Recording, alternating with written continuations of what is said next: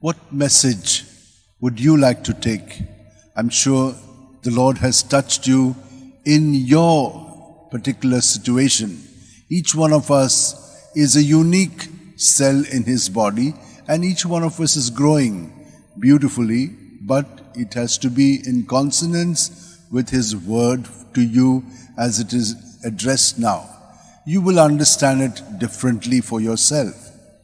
But what is important is, in the first reading we hear that Job, he had everything attacked by the evil one, and it was taken away.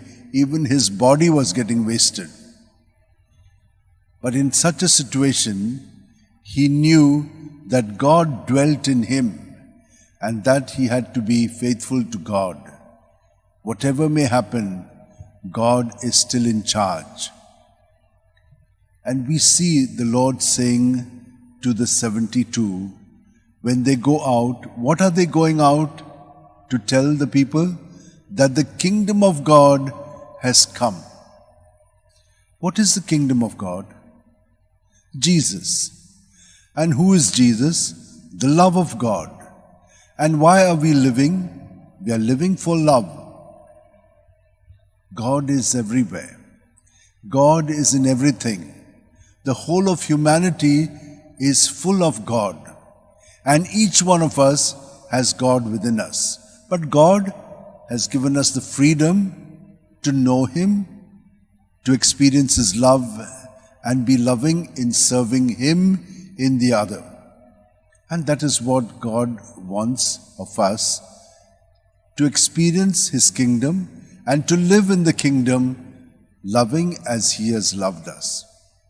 So He is sending us to do that. And since He is in us, He will also bring about all the necessary things that He wants to do through us. We might not even know that, but He is at work. So as long as we remain centered on Him, the rest of it will flow.